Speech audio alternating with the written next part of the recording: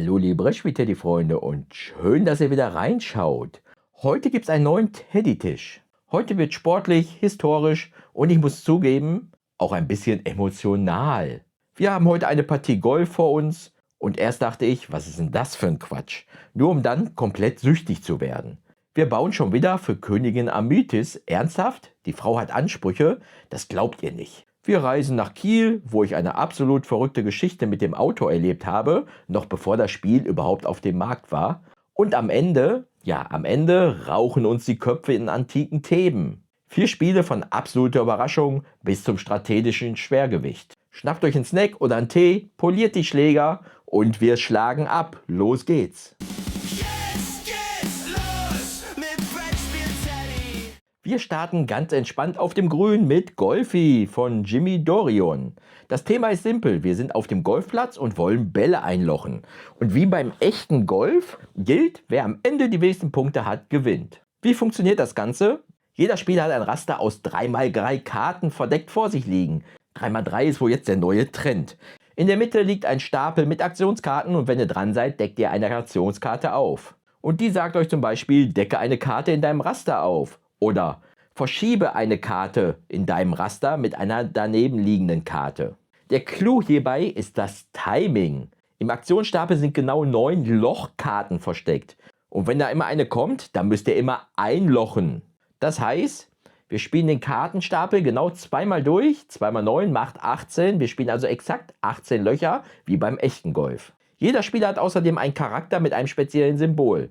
Wenn eine Aktionskarte kommt, müsst ihr schauen, gilt das allgemeine Symbol oder habe ich Glück und darf mein spezielles Charaktersymbol nutzen. Und beim Einlochen müsst ihr halt darauf achten, dass ihr immer nur eine Karte aus der obersten Reihe nehmt. Die Karten haben Werte von 1 bis 6. Es gibt auch so eine Wasserballkarte, ja, die gibt -1 Punkt. Und da ihr beim Einlochen nur eine Karte von oben nehmen dürft, versucht ihr natürlich während des Spiels, die Karten mit den niedrigen Zahlen nach oben zu schieben. Was gar nicht so einfach ist, da die Karten ja, wie gesagt, verdeckt liegen. Und da müsst ihr erstmal gucken, dass ihr die Karten vielleicht umgedreht kriegt. Ihr könnt natürlich auch eine Karte aus der oberen Reihe, eine verdeckte, umdrehen, aber dann kann es natürlich sein, dass eine 6 ist. Und ihr habt das nicht unter Kontrolle.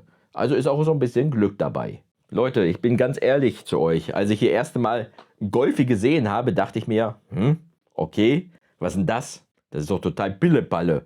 Das kann doch keinen Spaß machen. So Karten hin und her schieben mit Zahlen drauf und dann noch Glück. Ich habe wirklich gedacht, da ist so ein belangloses Kartengeschubse. Aber falsch gedacht.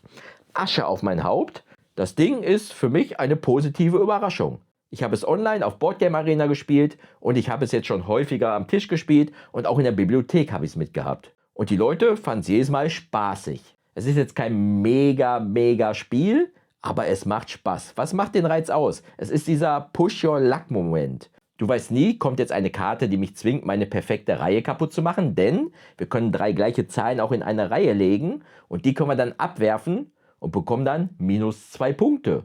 Es prickelt richtig und die Schadenfreude ist riesig. Man sieht, wie der Gegner leidet, wenn er kurz vor Schluss eine gute Karte abgeben muss oder aber, wenn er eine 6 aufdeckt. Und das Schöne ist, selbst wenn man die erste Hälfte, also die ersten 9 Löcher, total verhauen hat, kann man auf der zweiten Runde noch alles aufholen. Das war bei uns zumindest in vielen Partien jetzt so gewesen. Ich muss sagen, meine Erwartungen waren hier bei Golfi gen 0 gewesen, aber das Spiel hat sich weit übertroffen. Ist ja auch nicht schwierig bei 0. Wer einen lustigen Absacker sucht, bei dem man lacht und sich ärgert, guckt sich Golfi mal an. Kein Pillepalle, sondern schon ein spaßiges Spiel. Und weiter geht's mit unserem Running Gag. Königin Amytis. Hier kommt sie. Letzte Folge hatten wir ja Hanging Gardens gehabt und heute schauen wir uns eine Stadt für Amytis an. Die Frau kriegt den Hals nicht voll. Jetzt will sie gleich eine ganze Stadt haben. Das Spiel ist von Game Factory und ist ein reine 2-Personen-Spiel. Wir haben hier 2 Ebenen. Jeder hat sein eigenes Stadttableau. Das kann ich euch mal zeigen. Hier, da puzzelt man vor sich hin. Und zwar nicht nur nebeneinander, sondern auch übereinander. Wir können bis zu 3 Ebenen hochbauen. Und dann gibt es in der Mitte noch ein gemeinsames Tableau und das ist ein 3x3-Feld, schon wieder. Dort bewegen wir unsere Figuren, um am Plättchen zu kommen. Der besondere Twist hier, wir wollen auf dem gemeinsamen Board in der Mitte eine Dreierreihe bilden, quasi wie Tic-Tac-Toe. Sobald ihr es schafft, entweder horizontal, vertikal oder diagonal, dürft ihr sofort einen Wertungsmarker platzieren. Zum Beispiel, ich kriege jetzt 2 Punkte für jedes Gebäude, das 2 Plättchen hoch ist.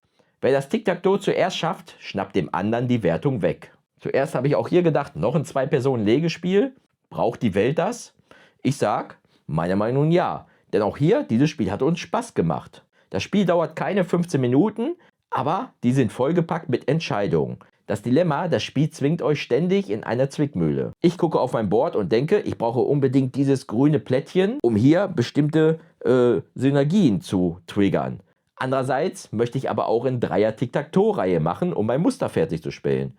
Und dann gucke ich auf das gemeinsame Board und sehe, Mist, wenn ich jetzt das grüne Plättchen nehme, dann öffne ich dem Gegner die Tür für sein Tic-Tac-Toe und er klaut mir die fette Wertung. Man muss also ständig abwägen, baue ich meine Stadt schön oder blockiere ich den Gegner. Manchmal widersprechen sich die Ziele komplett und manchmal geht's gut auf. Ich will eine Aufgabe erfüllen, aber dafür müsste ich mir meine schöne Reihe kaputt machen. Es ist taktisch, es ist fies und es ist schnell. Alle diese Stadtplättchen, die ihr baut, beziehen sich aufeinander. Ja, die haben irgendwelche Punkte, die Mauern wollen außen liegen, dann bekommt er halt Punkte, wenn er die reinsetzt. Dann gibt es Sachen, die wollen in der Mitte liegen, dann gibt es ja Plättchen, die wollen an andere Plättchen legen und so weiter. Für wen ist jetzt hier das was? Wenn ihr oft zu zweit spielt mit dem Partner oder dem Kumpel, dann holt euch Amythys. Ein kleines Spiel, was schon eine bestimmte Spieltiefe hat. Und jetzt ziehen wir uns warm an. Es geht in den hohen Norden. Wir spielen jetzt Kilia. Zack, von Lars Ehresmann, erschien bei Huch. Wir sind hier Reeder in der schönen Stadt Kiel und bauen unseren Hafen aus. Das Herzstück hier sind Multi-Use-Karten. Wenn ich eine Karte nehme, muss ich mich entscheiden. Baue ich damit mein Schiff aus? Baue ich einen neuen Hafenslot? Nutze ich sie als Ware? Oder lege ich sie als Marktplatz an? Ein sehr cooles Detail hier sind die Schiffe, die wir unten haben. Das sind so Pappmarker, die haben so kleine ausgestanzte Fenster, quasi wie Bullaugen. Und wenn ich mein Schiff bewege, schiebe ich es über den Plan. Durch dieses Fenster sehe ich dann Symbole auf dem Spielplan. Und genau das ist, was ich durch das Fenster sehe, das darf ich einsammeln. Und das ist dann unsere Einkommensphase. Je besser ich mein Schiff ausbaue, desto größer wird das Fenster und desto mehr Ressourcen scheffel ich. Allerdings muss ich den Kanal auch ausbauen, wo ich mit meinem Schiff drüber fahre. Das heißt, habe ich große Fenster am Schiff, liegen aber keine Kanalkarten da, dann bekomme ich halt auch nichts. Bevor ich jetzt hier zu meinem Fazit komme, eine kleine Anekdote. Habe ich vielleicht schon mal erzählt? Ich habe den Autor, Lars, vor 2 Jahren zufällig im Zug zur Spielwarenmesse getroffen. Wir saßen da so und plötzlich meinte jemand, sag mal, bist du nicht der Brettspiel-Teddy? Und dann hat er seinen Rucksack aufgemacht und ich habe hier einen Prototypen dabei, den will ich einem Verlag zeigen. Und dann bin ich mit ihm hingegangen und habe mir den Prototypen vorstellen lassen. Und genau das war Kilia. Und jetzt, 2 Jahre später, liegt das fertige Spiel hier auf meinem Tisch. Verrückt, wie sich die Kreise schließen, oder? Aber ist das Spiel auch gut? Kilia ist für Hochverhältnisse ein eher komplexes Ding. Ein richtiges Kennerspiel. Es macht Spaß, sich diesen Engine aufzubauen. Man freut sich, wenn das Schiff endlich riesige Erträge abwirft. Aber es gibt Kritikpunkte. Erstens, der Glücksfaktor. Eure Auswahl hängt von eurer Reichweite ab. Wenn ihr nur Reichweite 3 habt, aber auf den ersten 3 Plätzen liegt nur Mist, den ihr nicht brauchen könnt, tja, Pech gehabt, das kann schon ein bisschen frustrierend sein. Zweitens, die Wiederspielbarkeit. Ich habe jetzt 2 Partien hinter mir und die liefen schon beide sehr ähnlich ab. Man optimiert zwar, aber der Ablauf bleibt gleich. Ich bin mir unsicher, ob das nach 10 Partien noch so spannend ist. Das wird sich zeigen. Wer Engine-Bilder mag und das Thema Kiel charmant findet, mit Sprotten natürlich, kriegt hier ein solides, schönes Spiel mit einem coolen optischen Kniff bei den Schiffen. Und zum Abschluss holen wir den Hammer raus. Thebei von David Turci, erschien bei Board & Dice und jetzt in Deutsch auch bei Pegasus. Mega schwer hier die Kiste. Wir bauen hier das antike Theben wieder auf, aber das ist hier kein gemütlicher Sonntagsspaziergang, denn Theben ist ein gefährliches Pflaster. Wir nutzen Würfel als Arbeiter. Es gibt zum Beispiel die Bürgerwürfel für die Wirtschaft und die Hoplitenwürfel, das sind die Soldaten im Spiel für die Verteidigung. Je höher die Augenzahl ist, die geht von 1 bis 6, desto stärker ist die Aktion, die ich ausführen kann. Der Mechanismus hier gefällt mir sehr gut. Wenn ich meinen Würfel einsetze und dabei über andere Würfel laufe, werden diese hochgedreht und stärker. Laufe ich aber über meinen eigenen, werden sie schwächer. Gleichzeitig sehen wir am Rand des Spielplans immer eine Vorschau der Angriffe. Wir wissen, aha, in Runde so und so werden wir in Sektor so und so angegriffen. Wie so und so, ne? Zum Beispiel in Runde 3 werden wir in Sektor B angegriffen.